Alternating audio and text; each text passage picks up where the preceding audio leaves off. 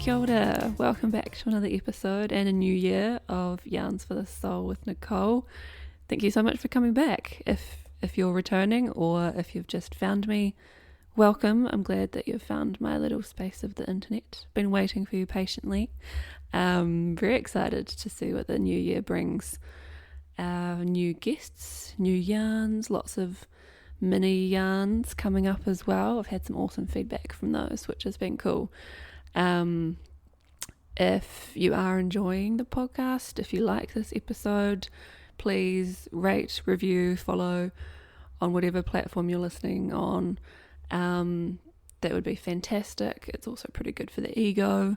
Had a few 5-star reviews over on Spotify, which is absolutely delightful. So thank you to everyone who has been supporting me so far. And super excited to bring you another guest, my first guest of 2024, although technically recorded last year, but that's okay. My first guest for the year is the lovely Ritu. So she is based in Auckland, New Zealand, and we yarn about all things career, woman, confidence, imposter syndrome, all of that goodness. Really jumping into, some of those issues behind confidence, where that comes from, digging into imposter syndrome in the workplace, and Ritu shares her experiences, particularly being a person of colour and a woman of colour in New Zealand in the corporate environment. So lots of goodness to jump into there. And Ritu has started her own side hustle, her 5 to 9 as she calls it. So she goes from being an epic accountant during the day to a coach by night, and she has started Project Upgrade Her with a focus on supporting, educating, empowering women in corporate environments, helping them build their confidence, smash those career goals, and supporting women to succeed in all spaces, which is absolutely beautiful. Ritu's story that she shares today is amazing as well. Her journey to get to where she is now and being in a space where she feels empowered and has energy to give back in the awesome community that she's creating, and her drive to support other women is absolutely amazing. So really excited for this, and I hope you enjoy. So let's jump in. Hi, Ritu. Thank you so much for joining me. I am so glad to be here, Nicole. I'm so excited for our yarns. You've woken up on a lovely, is it lovely? Saturday morning over there? It is. Summer is finally here, and Yes. it's 8:30 in the morning here, and it's a lovely, lovely sunny day. Like, yeah. So I'm I'm glad I'm summer's all finally all arrived. yeah. Well, let's not speak too soon. Hopefully. So tell us about your life at the moment. Where are you? What are you up to? Tell us everything. It feels like a weird sort of job interview question, like, tell us about yourself. No, I love that as a startup because, just to give you a little bit of background. So I live in pretty Auckland, and it's been my home for like the past 7 years. Yeah. Um, from my day job perspective, I work in finance in the strategy team. I'm a chartered accountant. And if I had to just summarize what I do, I basically solve problems for the leadership team, and I work for Auckland Airport. That's what I do in my day. I'm Yeah. also a part-time hustler where I'm Yes, she is. where after my 9 to 5, I come back home and I am working on building my business Project Upgrade Her on the side. So that's my 5 to 9. Oh my gosh. I love it. Do you have time for hobbies outside of these two big things? Oh, yes. I mean, one thing that I really got time when I came to New Zealand was there's a lot of work-life balance that you generally get, which really Mm, helped me understand, the kind of things that I truly matter to me. So one of that was I really realized how much I love dancing and Ah, different forms of dancing. So uh, I go for that at times. Then I'm yeah. a lot into fitness and basically group classes because that's what motivates me. And Mm, it's gym is not something I love, but it's something that I have to do for, just for yeah, your health. yeah. So I go for that twice or thrice a week at least. And otherwise, I love journaling on the weekends. Ah, yeah. Nice. A good way to like reflect on the week, eh, and kind of have some downtime. Yeah, absolutely. Like for me, Mm, it's more like a brain dumping exercise and just getting it out of my system and yeah. just always having that clarity on what you want to do, how you're feeling, and you don't need to always have some answers, but just generally, how Mm, you're going and how where you want your life to be. So yeah. those are the kind of things that I do on the weekend. Nice. I love the idea of just getting it all out of your brain because otherwise it goes round and round. I mean, I say that, but I've never been into journaling. I've tried. Have you always been able to do it and keep that sort of routine? So the way I pair it up is I am also a foodie on the side, and Yes. uh, I love having good coffees in cafes across Auckland. Yeah, of course. Um, there are a couple of cafes which they kind of know me. Oh, she's come back with a book. She's back again. She's back again. Yes. But I've kind of made friends with them now. So Good. um, I kind of try to pair that up that, okay, for me, having a coffee on a sunny afternoon on a weekend, Mm, that's my routine of doing my journaling. It doesn't have to be like for a couple of hours, even a half an hour reflection. mm, That's pretty much it. But I started doing that only when I moved to New Zealand because ah, when I was in India, I did not have that much of downtime or the work life balance that I was seeking for. So mm, I would say that's more of a not recent activity, 7 years now, but very yes. consistent with that. Yeah. Do you feel so much more like just clarity after getting it all out onto paper? Yeah, I feel uh, at least it's the moment you write it down, it somewhere becomes Mm, your reality. That mm, even if you are dreaming, even if it seems something which is not achievable, when you write it down, it solidifies your intention of actually wanting to um, mm, bring it into existence. And sometimes I do that I go back to my previous journals because every year I bring a new journal because ah, I just cool. Yeah. believe in like new beginnings. Yes. Yes, definitely. And when I look back, I'm like, oh, I've really come so far. And it's not for anyone, it's just for me to look Mm, back and think, okay, yeah, I was going through so much at that point in time, or I achieved so much. And it's just, writing your own life book. yeah. Oh, it's beautiful and amazing to have that record. And then, yeah, as you said, being able to look back on it and reflecting, being like, look at me. I've achieved so much this year. That's Yeah, awesome. and you don't have to tell anyone. It's more about just for me, like, okay, because I think the biggest comparison that I just do is with me and myself. Like, okay, last year I Mm. was like this, but this year I'm doing this. Yeah, great. Be your own Yeah. self.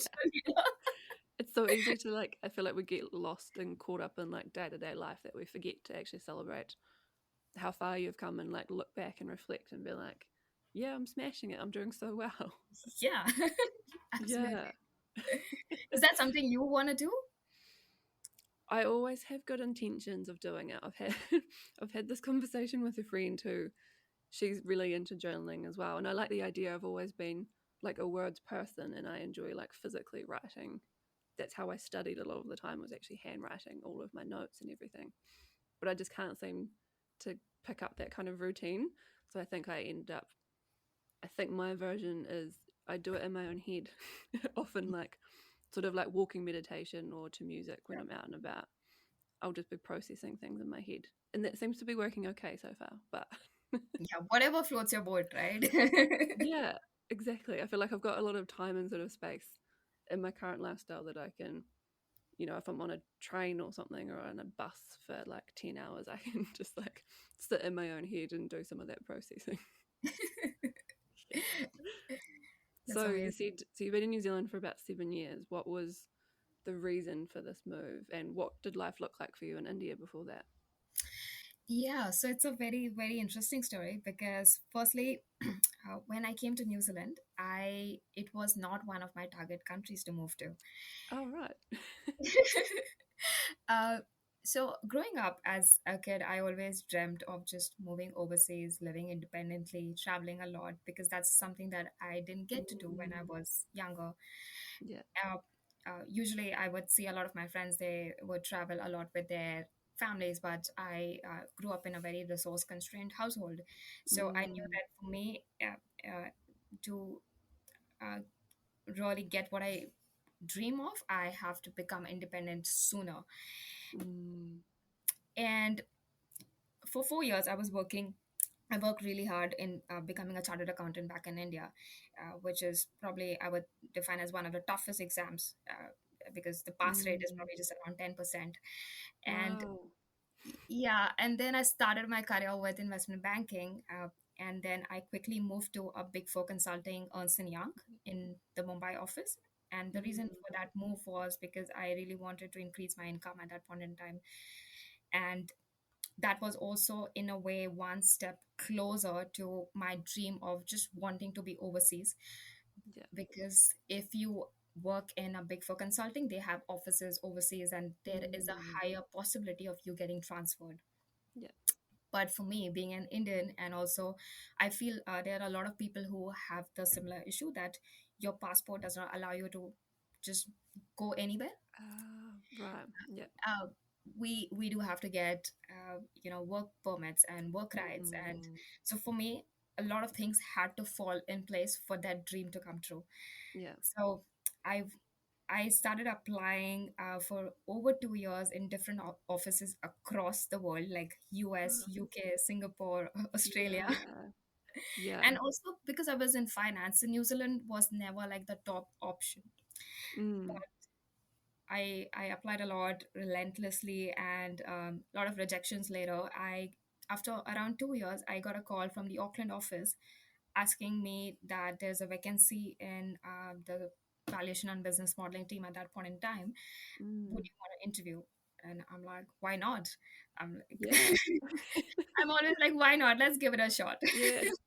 I love that. Like it's an opportunity, it's just different to what you'd looked for. Yeah, exactly. And I Yeah. always believe like, okay, if something is not working out, there's a bigger reason for that. So Mm, after lots of interviews later, I like around 6 months of this process, and then they gave me wow. interview offer. And the funny part was that the moment I got the interview offer, Brisbane office called me and they said that, would you like to interview? And Ah. I'm like, you know what? I've given my word. New Zealand is for me. I am coming for you, New Yeah. Zealand. Let's see. It's too late now. You had your shot. Hand your shot. But also, I believe like that, like bird in the hand is better than Mm, something which I just don't have. yeah. So I'm like, let's go with the flow. Let's try Mm, it out for 2 years, and we'll figure it out what's gonna yeah. happen. Exactly. Give it a go. And would they did they have to sponsor you for you to get Yes. to New Zealand? Yeah. Yes, I came on it's called a skilled migrant category, but basically I had a 2 year visa, and which Mm, then you can convert it later on as you perform, and yeah. yeah, it was a long process, but 7 years down, now this is my home, living You're and still thriving here. here. So how long did you spend working in that first role in Auckland? Yeah, so I was about so I've been in multiple roles. So I've worked Mm, for around 2 years with Ernst& and Young. Then I wanted to move out of consulting and move on to the commercial side of the industry, which is understanding the business from the inside out. So I moved mm. to Electric Kiwi, and then my other roles have been with Oh wow. foodstuffs and most recently with Auckland Airport. um, Mm, but in same and similar strategic finance roles. So I've kind of hopped around to see what's working for me, what's not, and mm. what is bringing out the best in me. Yeah, I love that, and it takes courage as well because you've got a job and it feels really secure and comfortable, and you're like, maybe why would I move? But then you gain so much and learn so much about yourself by kind of taking those chances and trying out different things. Yeah, absolutely. So Mm, it's been even my career like overall has been a learning experience of okay, this is working, this is not. And even if you don't know what you really want, what you don't want is a good enough indication to move forward. mm, yeah. So, Yeah, what was corporate life in India like? it was very different to what you will see here. Mm, I mean, couple of differences is that one that the team size is a lot bigger. mm, So you have a lot of support uh, because there are a lot of levels of hierarchy in India, whereas in yeah. New Zealand, there's a much flatter structure. You Yes. are talking to the CFO and a CEO on the floor. And that was actually one of my reasons of also wanting to move overseas because I know that the difference in the work culture really expands you as a professional. Mm, Not saying that in India you wouldn't get that, but you would get that opportunity later on. So mm, one key difference is the bigger teams, and uh, but here the roles are obviously a lot more hands-on because you there are flatter structures. You tend to do a lot more work than breadth of mm. work than what I would do in India. But on the other side, the work-life balance in India was pretty bad. Like I remember working for like 13, 14 hours every single day Wow. because that's a consulting life out there. Like especially Mm, when you're starting out, when you're proving yourself, you're gaining experience. Uh, it is hard to find that work life balance at least initial parts of your career. mm. So when I moved here, I was quite surprised that you can actually log off at 5 p.m. and people don't bother you. Yes. So at the 13, 14 hour days that you were doing in India, was that kind of expected? Like people would say something or give you a bit of a look if you tried to leave early? It's at least at that point in time there was like an expectation, and also the thing is that you work that long because there is so much work. Right. uh, you But that also sort of helped me. I always believe that every experience has will help you somewhere, because the Mm. amount of experience that I got in India was the reason I was picked up for the role in New Zealand. They Of saw my course. experience. Yeah. They are like, okay, probably she's worked on so many different projects and different industries, and that's the Mm. experience which helped me bring here. So I always believe there's a everything is helping you with something which you don't know yet. Yeah. There's a reason for it all. I love that. You just trust the process. At that point in time, obviously, when you're undergoing those long hours, I had a lot of health issues, Mm. and that's where Mm. I have a chronic back issue, which is sort of still continues, and that's one of the reasons I still have to go and work out quite a lot. Mm. I've just suffered because of that burnout that I had at that point in time. Mm. Um, but yeah, I would say that was one of the key differences. And also, you do have a lot of friends when you are working with someone in India, um, Yeah. whereas that was one stark difference that I saw here, that people are very professional, in Ah. in terms of that you don't really make friends when you are working here. Mm. Has that been your experience in all of your different roles within New Zealand? That it's compared to back at home? What's the sort of vibe that Kiwis give off in an office? Oh, no, I mean, see, I always say this that Kiwis are the friendliest people on planet Earth. And it's not just me. If you hear it, Kiwis are the best travelers. They are the friendliest people. I feel like Mm. this country has also somewhere spoiled me because I expect the best now. I expect people to be nice to me. Yes, of course. But yeah, when it comes to the friendship part of it, like there's a couple of differences that I saw between the Indian culture and the New Zealand work Mm. culture is that in India, because you're working for so many long hours, you just tend to become friends, and in that whole Mm. sharing of the workload and everything, and you eat lunches together. There are a lot more festivities that you celebrate together, so Mm. I True. would say becoming friends is a lot more easier. Yeah. Whereas in New Zealand, people are very family focused, and uh, after work, they want to return back to their families. They have responsibilities. You have household chores to attend Mm. to. So obviously, you don't get as much of that quality time that you would spend. and it's a part of just accepting both the cultures that okay, this is what you're gonna get in return for this. So It's interesting that's your experience because yeah, even being a Kiwi, I've had roles where it's felt like, starting a new job and it takes a while to sort of settle in and not everyone is going to be eating lunch together. And especially when you start, that's quite nerve wracking because you sort of just want to sit down and get chatting and get to know everyone. But then yeah. people just go different directions during the lunch break. And so you end up just taking Oh, yourself out for lunch or something. oh yeah, yeah. My first day was pretty funny. Like I literally got up and while I was in the Auckland office, and I asked like, "Oh, when do we go for lunch?" And someone just responded, "Whenever you want Mm, to." Like, okay. yeah. And I guess So it depends on like the office culture as well. And my experiences have been, yeah, it's shifted depending on the workplace and those expectations. And some places it was easier to make friends, and in some places it felt a bit more closed off or quite clicky. Like everyone that worked there kind of already had their buddies, yeah, and then you were like the new outsider. Did yeah. you feel like that in any way as well? I did, and my initial couple of years have been very hard in making a network because I was sort of building my life brick by brick because I literally had no one here. I just knew some Mm, acquaintances that might be able to help me with my setup of my home, but I came here all by myself, and uh, to break into social circles it was very hard, and I did a lot of meetup groups, I did a lot of different things, I mm, went for a lot of voluntary activities as well, but I found it hard for almost 2.5 years to make friends. wow. Yeah, like people hang out, but after that I wouldn't be able to call them friends, like friendship is different. So it took me a while, but Mm, it's been obviously um, a long time now, and I've really made the network, I've really made that support system now.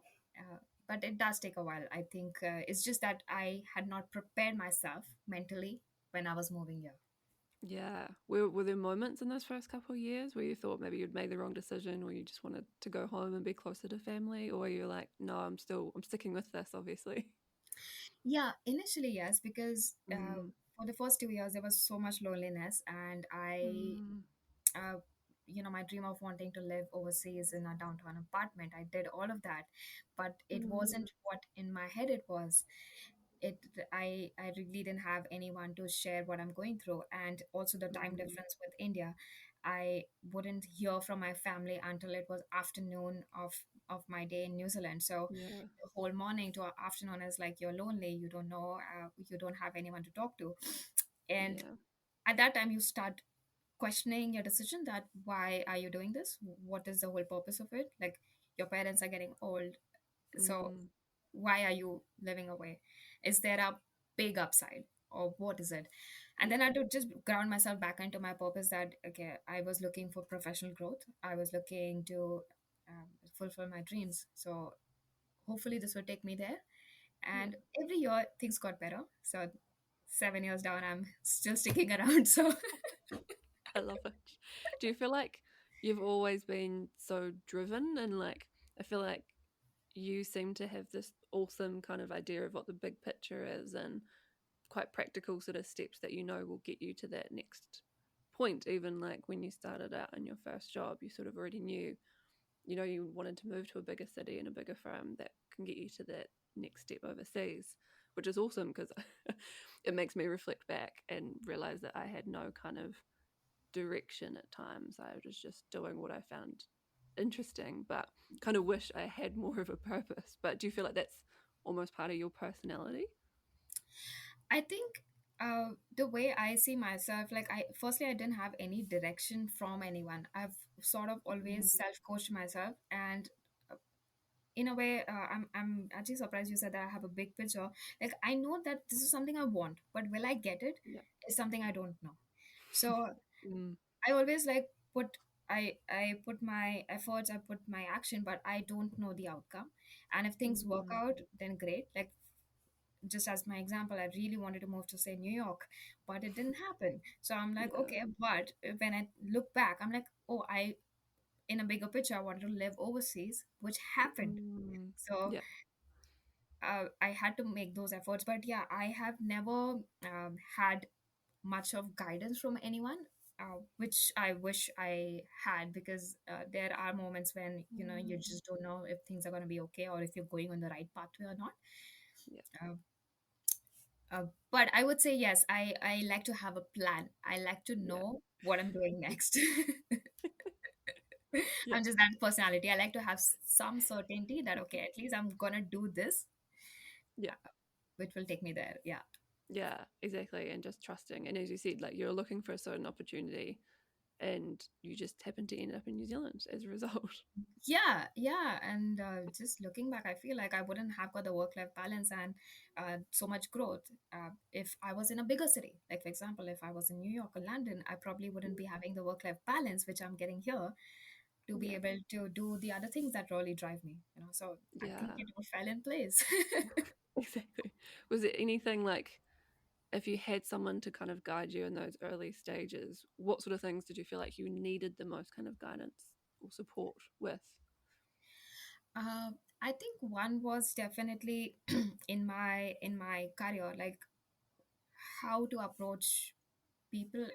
Like I've dealt with a lot of confidence issues initially, and in fact, for a major part of my life, and Mm, that is one of the premises of actually building Project Upgrader. But I dealt with imposter syndrome for a very long time, and mm, for the longest time I was ashamed of it because I used to think that's a me problem, mm, and I didn't know if anyone else faces that way. I always thought it's just me, and I'm that yeah. timid girl who doesn't speak up, who doesn't ask for anything.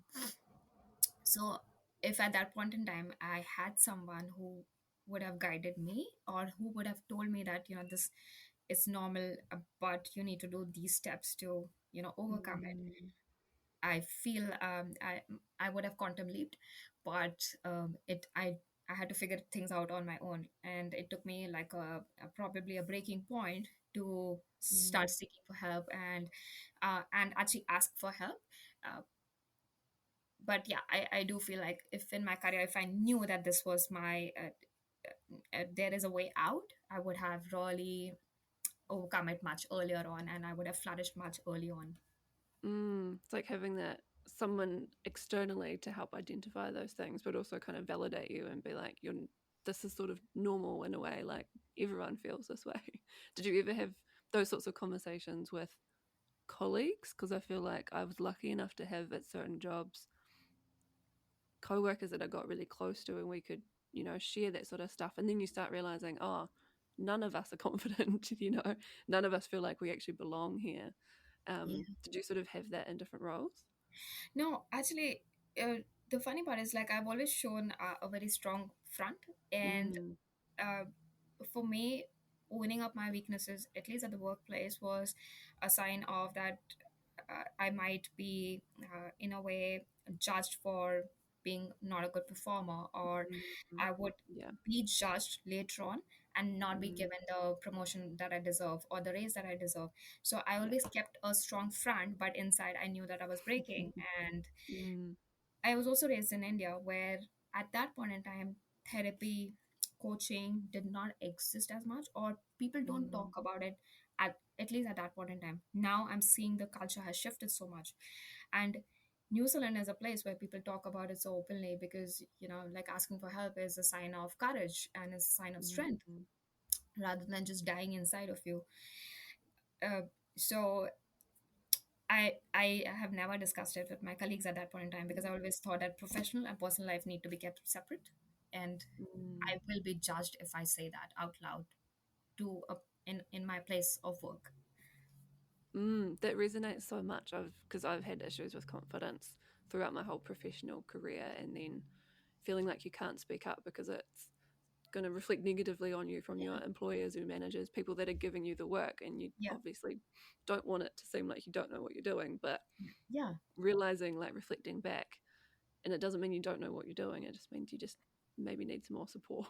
yeah. Oh wow! I mean, Yeah.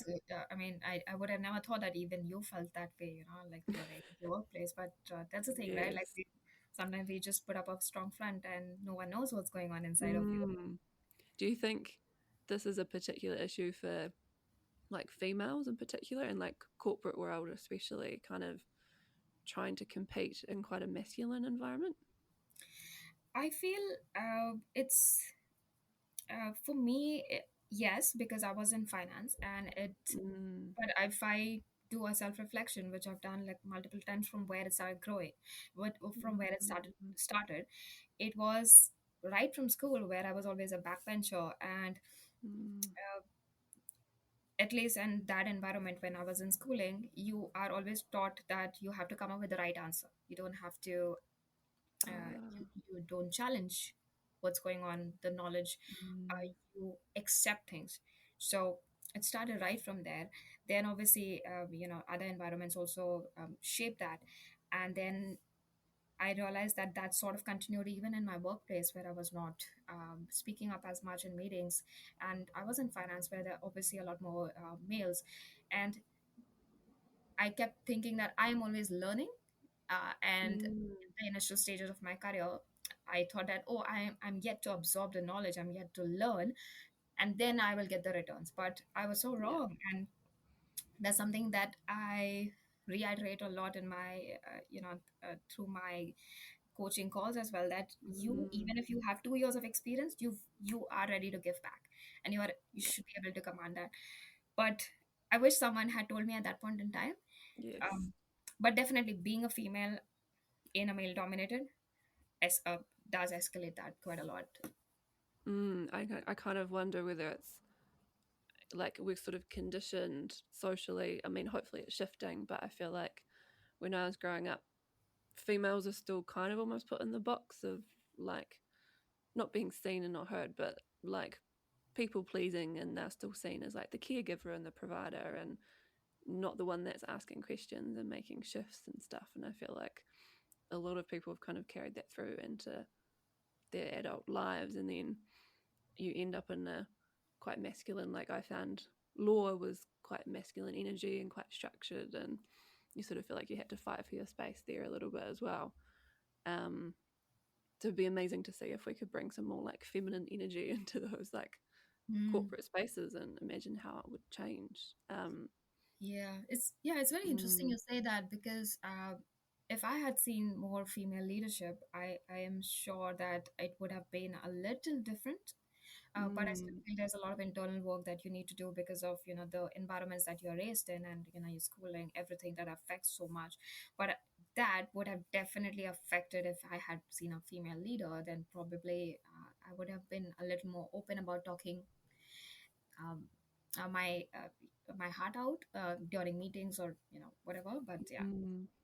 I Have you think had many female leaders or managers? uh, not really.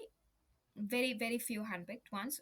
Obviously in New Mm, Zealand I had a lot more over the last couple of years, but when I was starting out my career, not really. And I had my female colleagues, but mm. everyone seems so strong from outside, so you just don't know what's going on. Yeah, exactly. It's like we're taking good steps forward, I think, with sharing more in mental health in New Zealand, but it still relies on each individual to be brave enough and open enough to be vulnerable with the people around them. And because yeah, as you said, you just don't know what everyone else is going through because you're all trying to be confident for the same purpose. Yeah, exactly. Mm, And just I feel like when I've heard so many other podcasts and people just talk about it so openly now that they have also had similar journeys, it's just opens up so much more perspective that people are going through it. So just be kind. Yeah. yeah, exactly. And what's your experience been like in corporate world in New Zealand as a woman of color? Very, very interesting.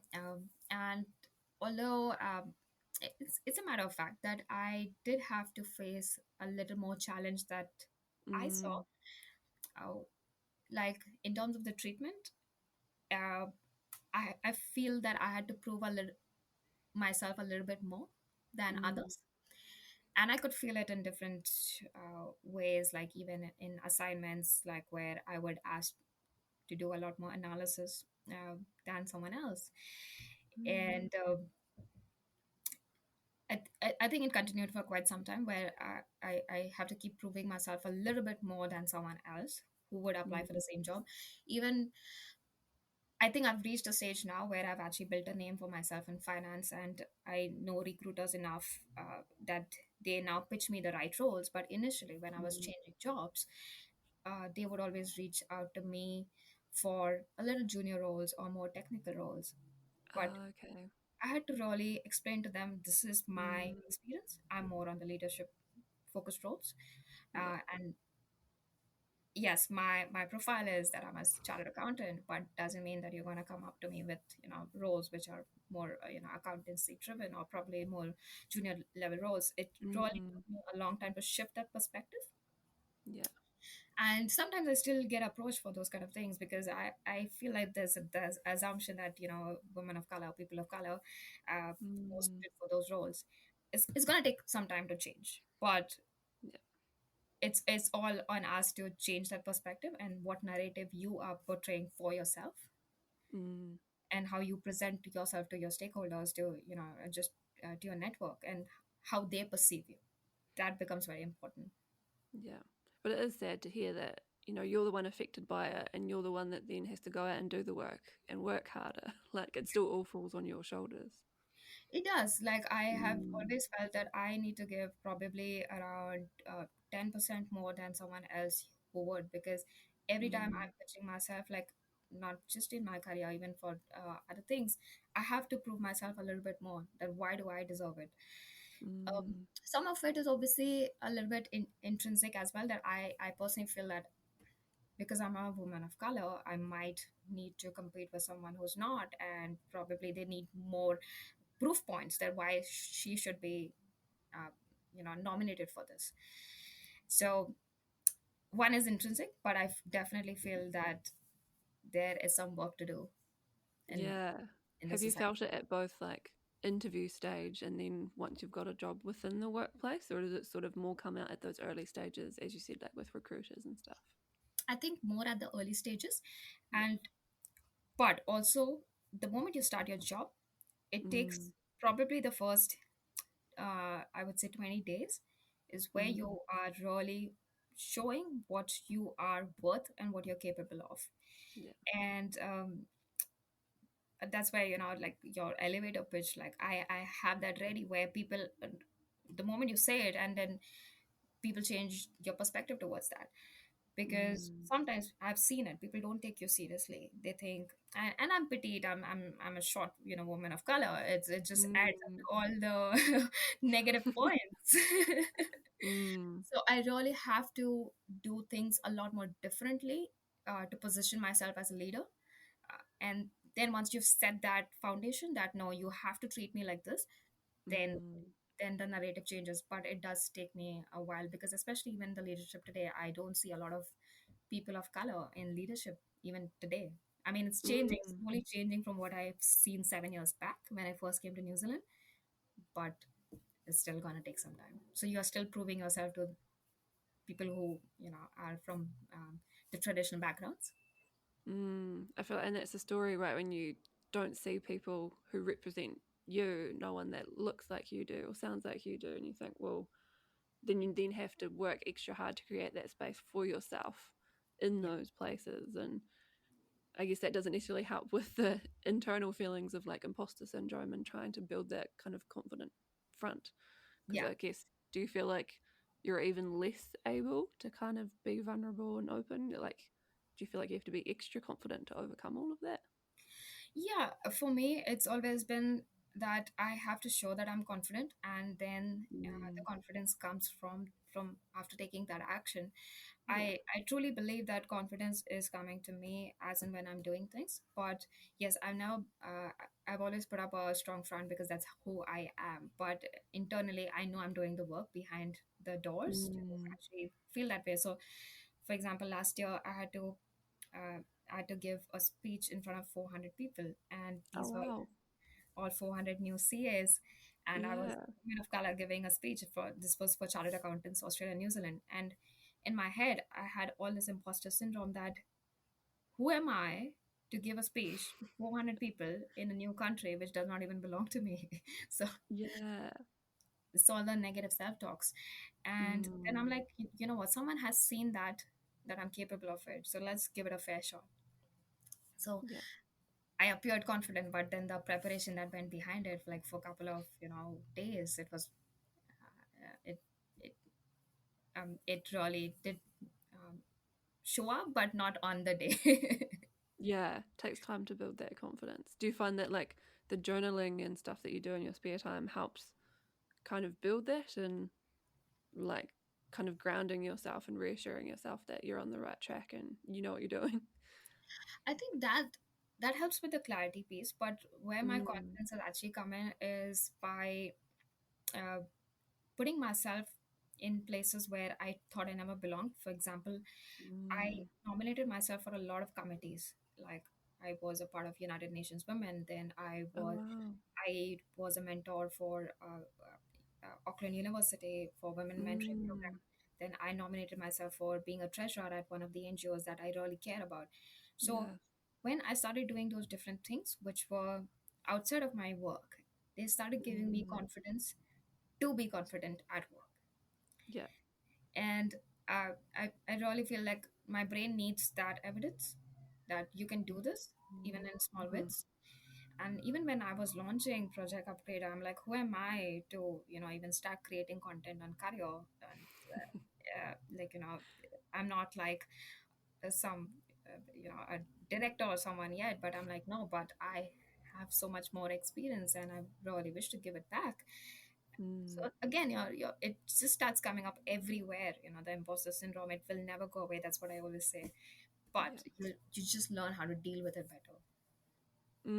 You're right. It's always that kind of negative self-talk, and I think that's sort of something I've recently learned is like creating new examples to yourself.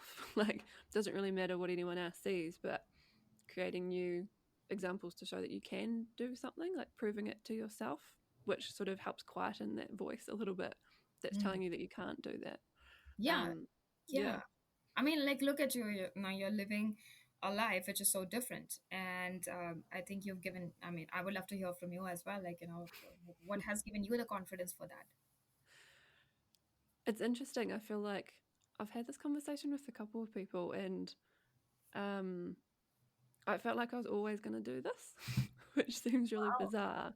But Yeah. I think once I sort of started to change the way that I thought and kind of like post burnout phase of my life after quitting my last law job at the start of last year, and I was already kind of making those shifts, and life sort of had to change because physically I didn't have the energy to do a 9 to 5 job anymore. Um, and then started kind of just leaning in and trusting the process and like Wow. hoping that it would all work out, but you kind of know yourself well enough by that point, and you've been through enough stuff that you're like, oh, I've got this, I can handle it. And then kind of as each step sort of just fell into place, like it was all planned and worked for all of it. Um, but yeah, kind of trusting. And I guess it's sort of similar to your process of knowing, well, this is kind of the direction I want to go. I want to go to a different country. Yeah. I want to grow my career, but it doesn't necessarily matter what it looks like or how it actually plays out. It's just trusting that it will happen. It will happen, yeah. And Yeah. it's so much of I would say, yeah, it takes a lot of vision to actually hold on to that it will work out. You but just keep Yeah. taking some baby steps towards it. Yeah. Exactly. And it's like, I guess I keep checking in to make sure I'm like, is this what I actually want? Like, I've got money set aside for a plane ticket home if I need it, if I freak out, but it's like hours and hours on flights to get home, which is enough to put me off needing to get on a plane and come home anytime soon. And not knowing what you're going to find next Yeah. is a pretty good reason to keep going. So that's a part of it, I think. But that's a great question. I need to think more about that. Yeah. So look, I'm giving you questions for your We've swapped journaling. now. So you've talked about Project Upgrade Her, which you've created, amazing like career coaching. Where did that all come from, and when did that start? Yeah, so it was an idea which was in my head for a very long time, and how I spoke about, I've really enjoyed mentoring and coaching quite a lot since a very long time.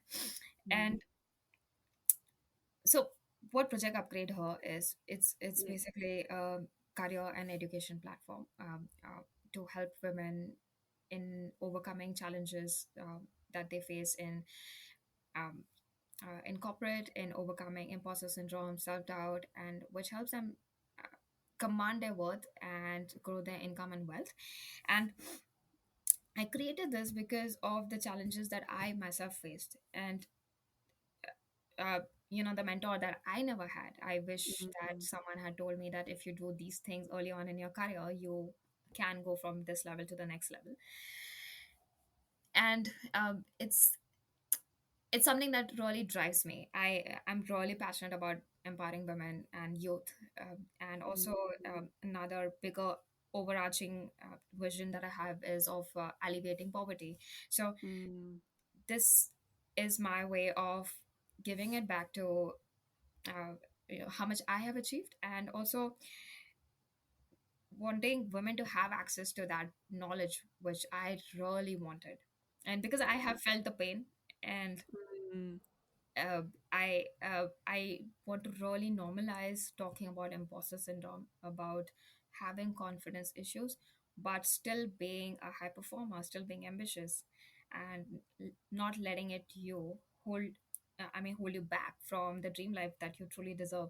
Because I really wanted to travel much earlier on in my life, where mm, I saw all my friends. They would go out and travel with their families, and I mm, was studying for my CA at that point in time. So I didn't know if I would get that, but uh, I feel like with all the tools that I have learned, if you apply that early on in your life, you can get to the next level, and actually command what you are really worth.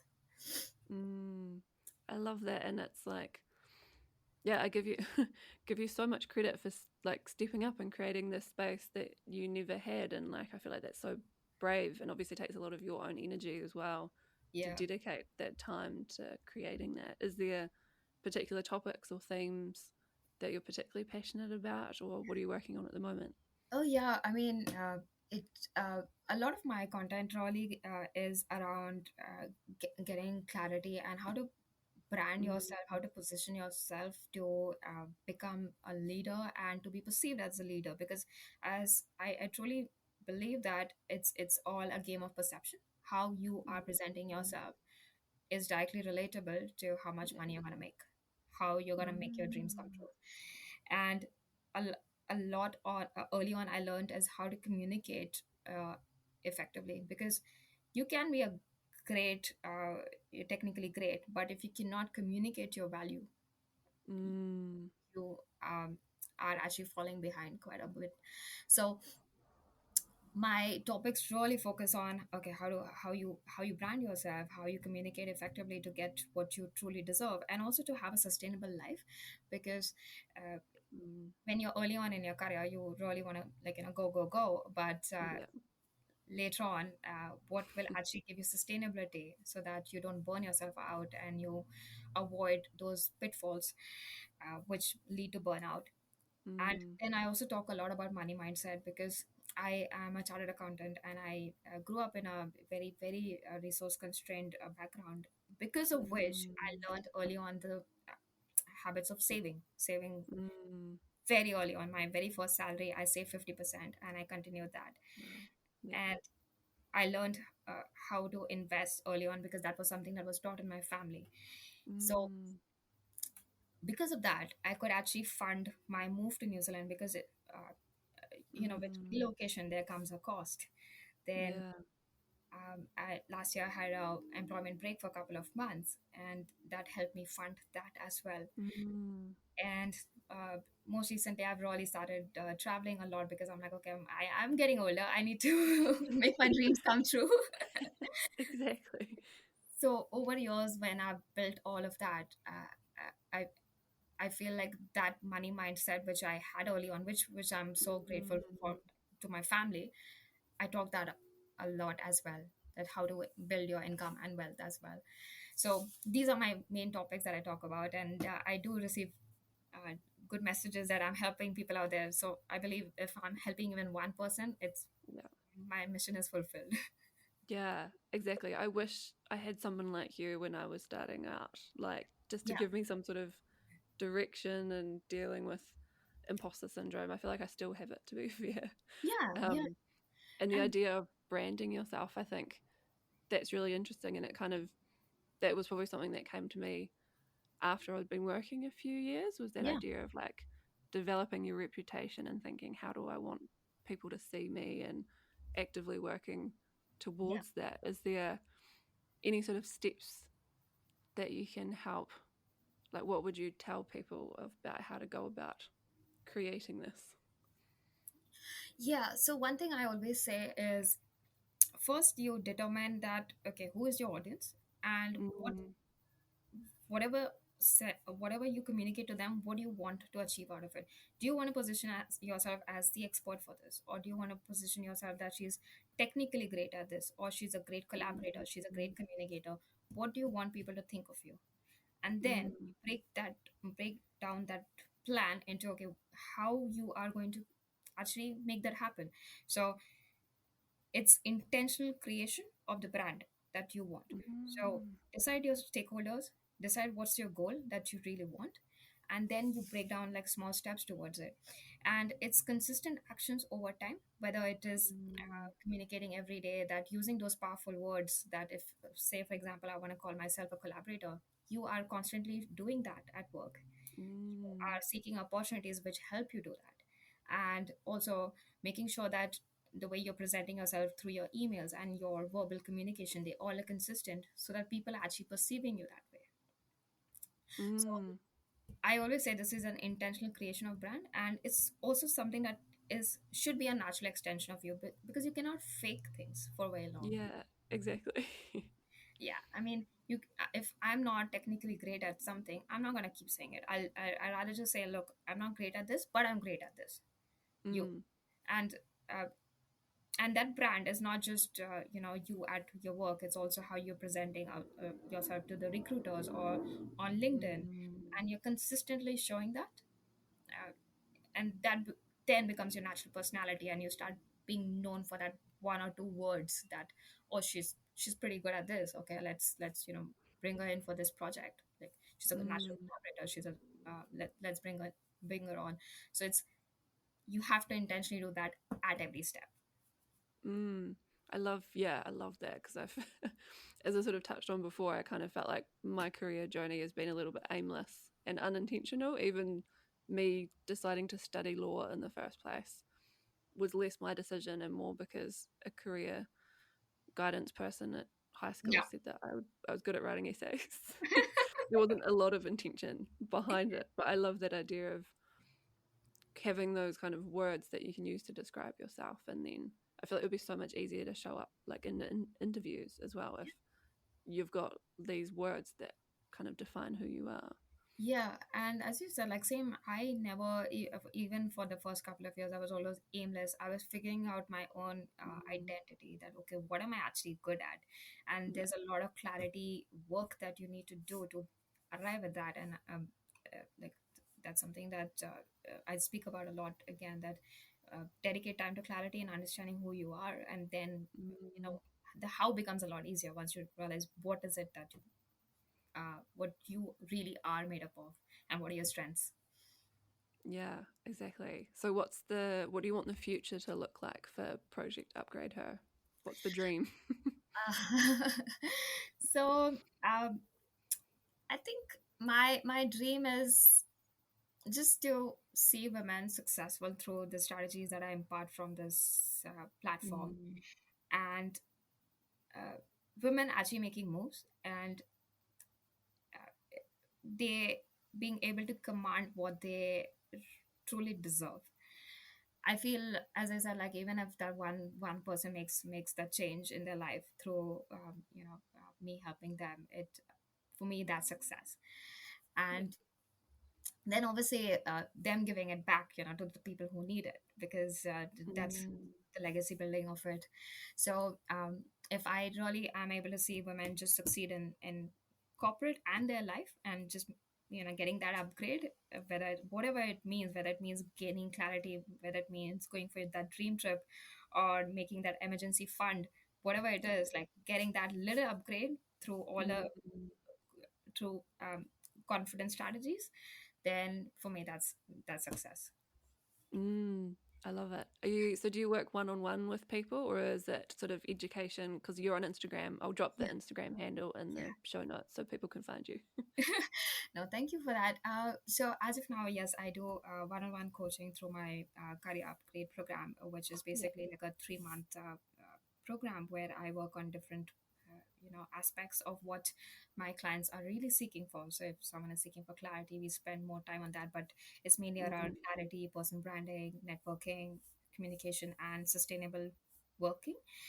Mm, So I obviously move around, and I focus on things that my client needs in the moment. mm, So as of now, yes, I'm working one on one. Later on, I don't know what's that going to awesome. look like. Yeah. Just putting it out there into the universe in case anyone listening wants to Yeah. hire a coach, you know. So thank you for that. Do you think you'd want to be a coach full time or is this sort of going to be something you'll continue to balance? Because I know you've got a very full life at the moment.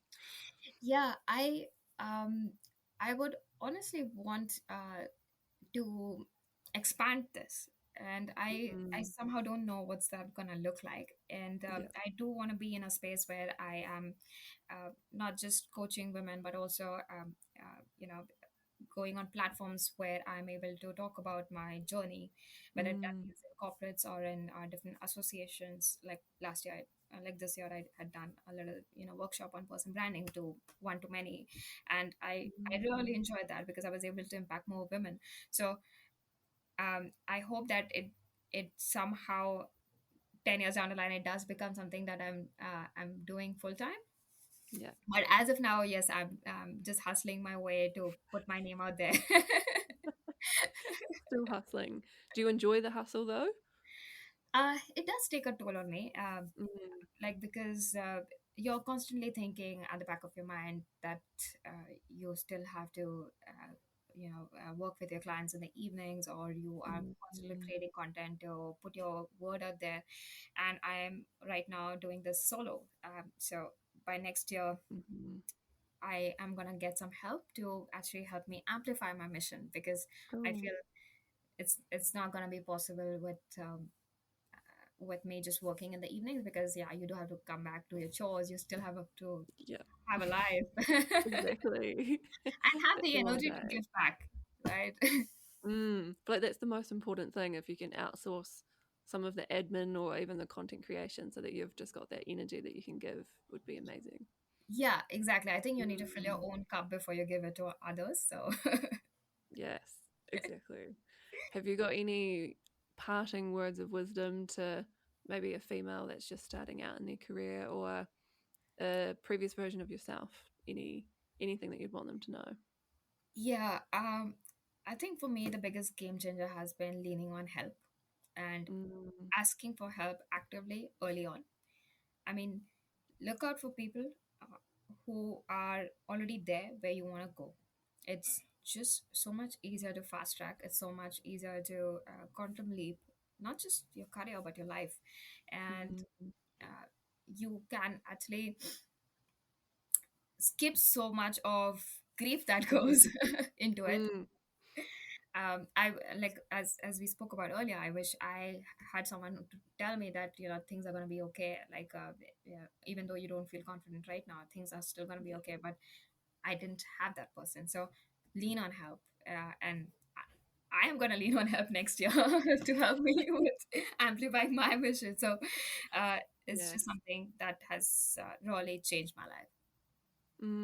I guess it's sort of trying to identify the right people around you that either look like where you want to be or you know that they can provide that sort of support. What would you say if, as we spoke about earlier, not wanting to reach out for help because you feel like it might look like you're not confident enough? What would you say to people then? uh, you don't know what's going on behind, Yeah.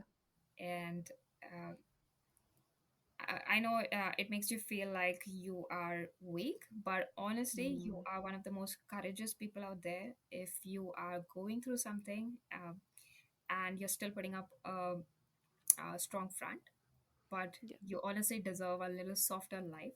Uh, Yes. and not everyone has to go through hardships. Like I went through a lot of hardships, and it's taking me a lot of time to understand that I do deserve a soft life. Mm-hmm. We are used to, so we are conditioned like, no, we have to get things the hard way, and we really Mm. have to work hard. But you deserve so much more, a little more kindness to you, and uh, it can really change your life. So ask for it. Mm. If you don't you don't have to make it public, but just you can always ask for help privately, and no one knows, but you're working Yeah. on yourself, and that's progress. Exactly. I love that saying, you deserve a soft life. Like, I feel like I needed to hear that today.